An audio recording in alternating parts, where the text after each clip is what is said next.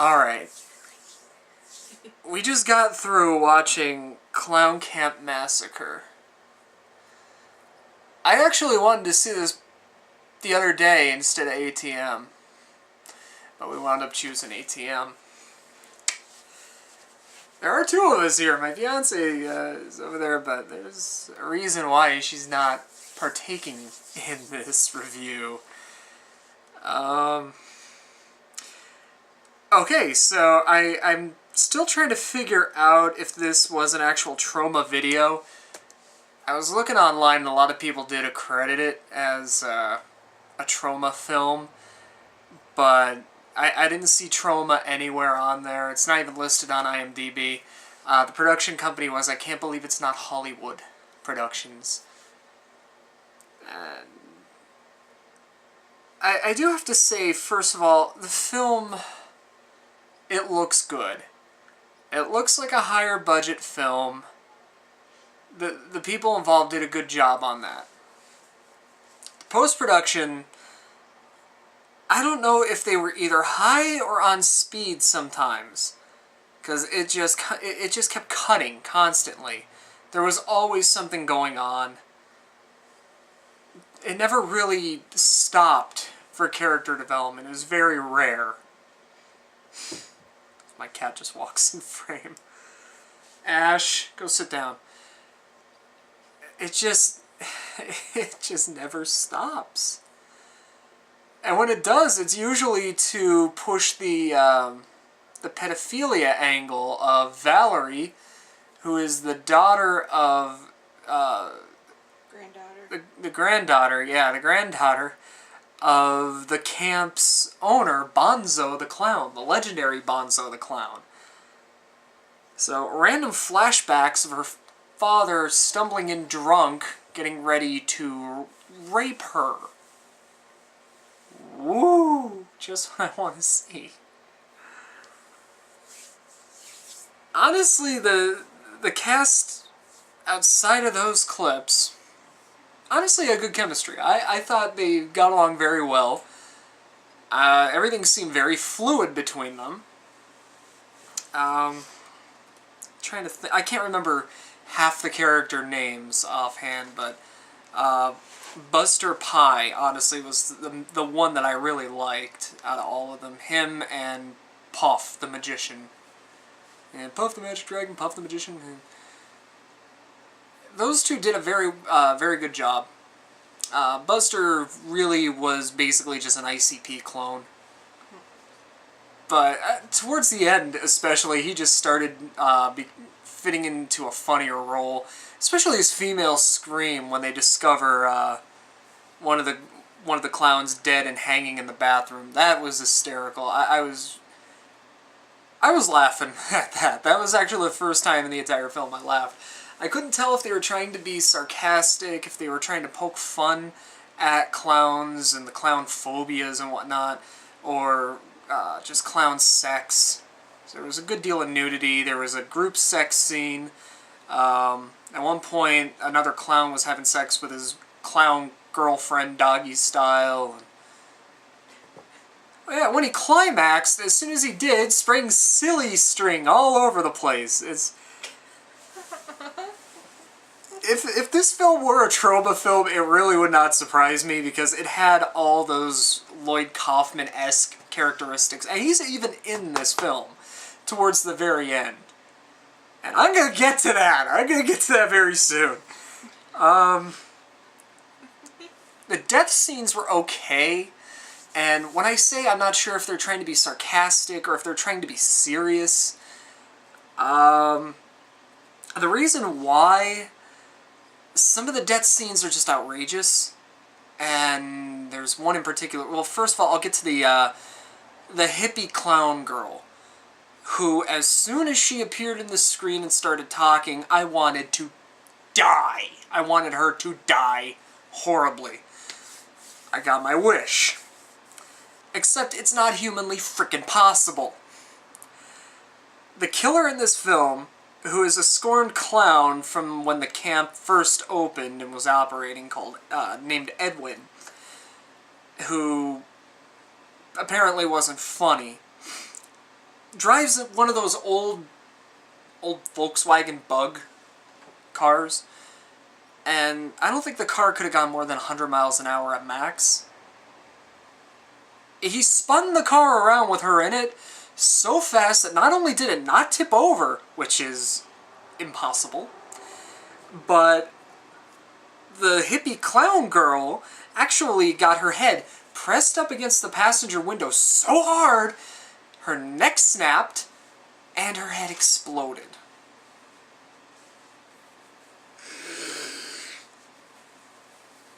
And then later on, they're working with Seltzer.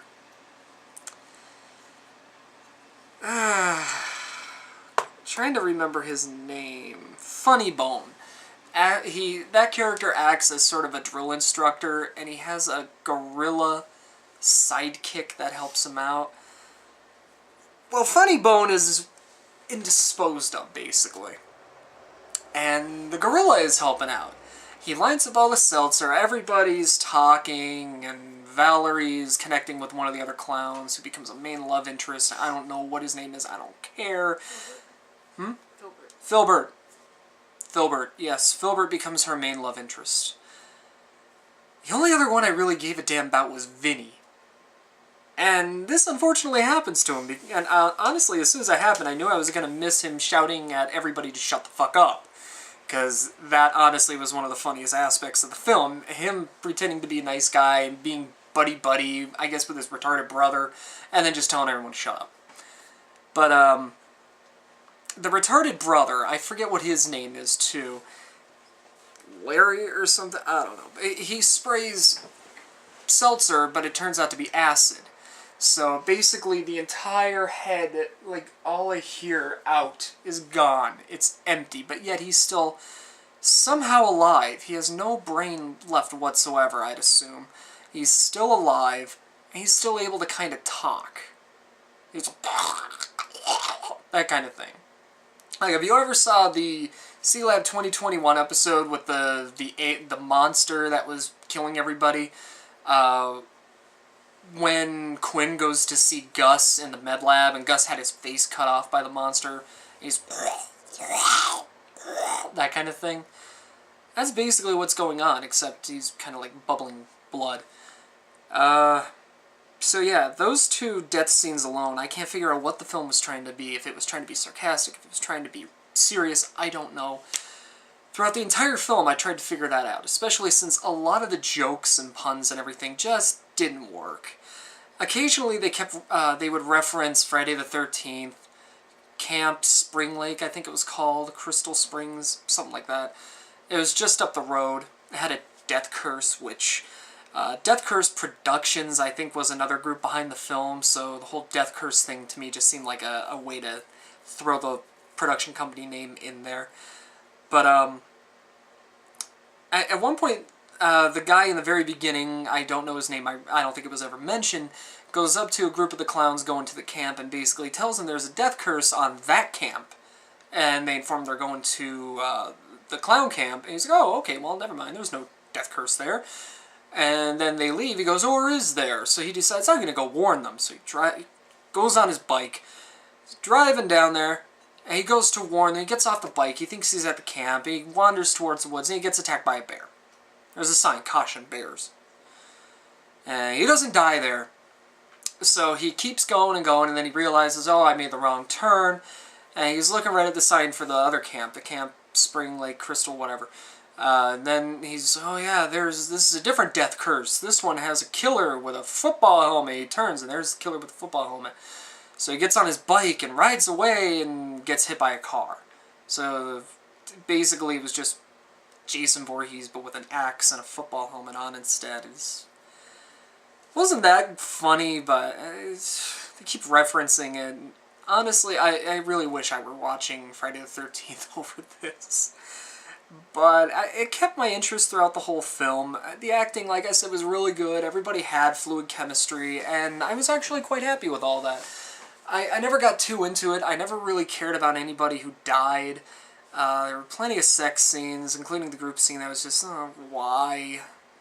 I don't care. This really does nothing to benefit the characters at all, especially with Valerie and... who? That Filbert. I should know that. Filbert, Rocko's Modern Life. I should remember that. Yeah, I'm nauseous. I'm nauseous. It did nothing to benefit that relationship whatsoever. All it did was just create... oh, I'm mad. I saw you with those women. Well, we're not dating. Death scene. That's when Vinny doesn't die, but Vinny gets hit with the acid. And honestly, some of the death scenes in that wound up being a little too elaborate. Like, right after that, the retarded brother runs off crying, and he's sitting in the middle of a wooded... not wooded, but in the middle of, like, a farm area that looked like it was just plowed or something. Everything picked out for hay. And he's sitting there, he looks over, and there's a pie with a sign, free pie. I like pie. So he goes over real slow, starts eating the pie, camera pans around, there's 3 sticks of dynamite in it. Really? How elaborate do you have to be with these deaths? I mean, they weren't funny, and it looked like they were trying to be funny. Like they were trying to play off the puns of clowns, but it just didn't work.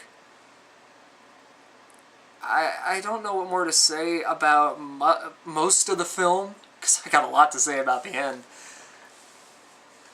Up to the ending, I honestly would recommend this film for anybody who would like a good clown film. It's not bad, it's not good. Up to that point, I would have given it, I guess, a 7.5 at least. It was a good story, easy to follow. I enjoyed it, but not as much as I should have.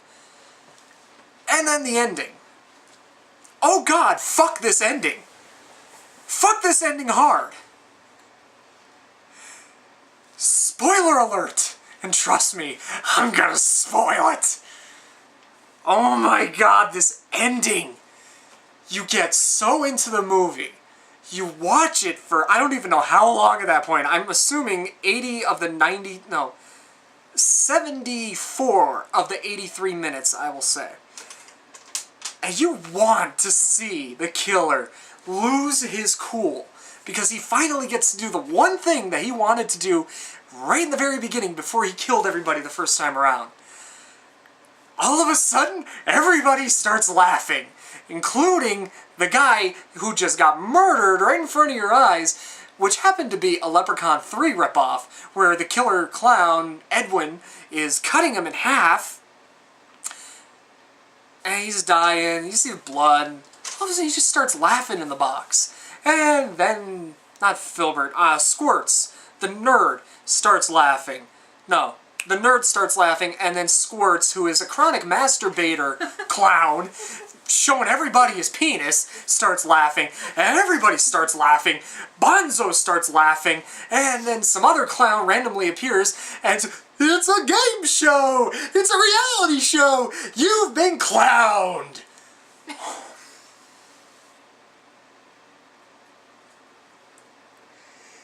I agree. What? That's the ending. As soon as they came out, you've been clowned! Oh my head. Oh my God. Oh my head. Where are my painkillers? And that is why I have said nothing up until then. Now. Yeah? And I don't blame her. See, you can't even think straight. I hated this ending. My God! The only good thing it did was allow Lloyd Kaufman some screen time to go on about, what was it, Fargo or something? Fargle? I don't know. It was a mock Faygo reference. Fargo soda. Fargo soda, yeah. It was a mock... Different flavors of Fargo. Yes. He was basically going on about how he loves Fargo. Fargo, I think it was Fargo. Fargo instead of Faygo. Yeah. I think it was Fargo. With an L-E at the end. I don't know, screw it. Whatever the hell I don't care, it was. it sucks. Because it gave me a major migraine and just voided out the entire 74 minutes that you just spent watching this film and actually trying to care about these characters. But, like I said, Lloyd Kaufman actually did a good job of trying to be a salesman, and the thing is, the whole show, the killer is a celebrity killer, and he was playing who? Vic Vickers. who is apparently a celebrity in this world that the movie takes place in. So he's trying to sell the Fargle soda, and they're talking about the flavors like, oh, the red cherry pie and extreme cotton candy, and then for the adventurous people, onion. It's like, oh my god. And then throughout the credits, they're showing the interviews, like after the show airs and everything, just like the interviews from over the time of all the characters. Like Filbert, he's there talking. He's like, I haven't talked to Valerie in ages and stuff like that. And when I saw her crying the first time, I knew she had emotional problems. Well, no crap. We got treated of those emotional problems, and it was awkward. And then, like, the entire time, Edwin the clown is still there. It's the Edwin from the very beginning who's watching TV and talking and making random comments and all that fun stuff. And they show Valerie is now in a mental ward because of what they did. And, you know, it's just really, no, this is how you're gonna end the film. I hate you people. And Buster put out a CD. Oh yeah, Buster put out a CD that didn't have a parental warning, but he assures everybody that it's bad. My god. Again. Forgive my language. I don't know who's going to be watching this, but fuck this ending! And I didn't even finish seeing the ending. Credits, I thought, were rolling, and that was it. So, you know what? I'm doing a video. This movie pissed me off at the very end. I'm going to go take a leak real quick. I come back, she tells me, oh, you missed more. I'm like, how can there be more? How are they going to piss me off more? So I go to rewind the film, and, you know, this is on Comcast On Demand. It was free. I'm watching that. I'm like, oh, I'm not rewinding the entire goddamn film to see the end. She tells me that they set it up as the Camp Spring Lake or whatever is going to be the next reality show.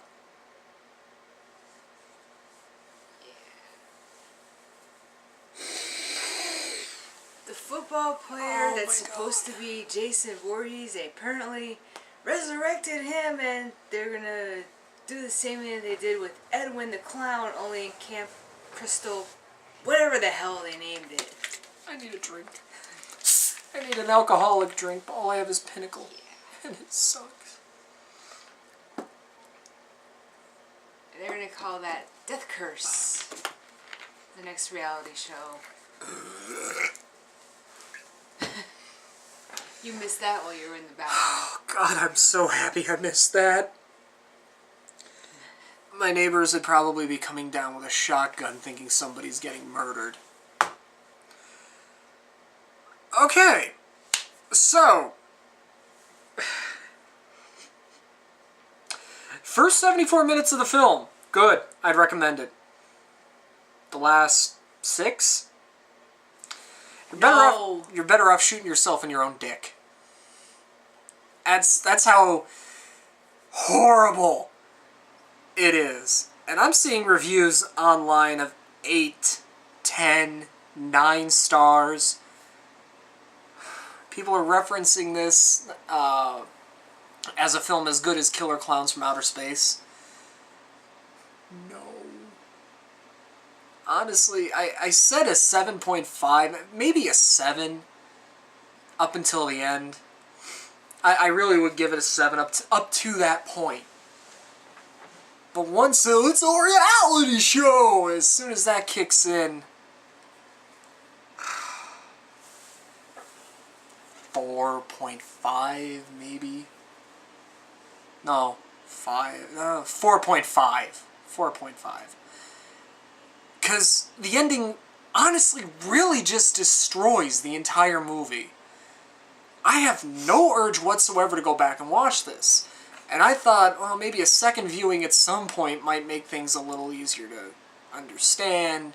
Because I'm tired. I thought, oh, well, kind of tired, but I thought maybe that was the reason. But overall, I didn't laugh at a lot of the jokes.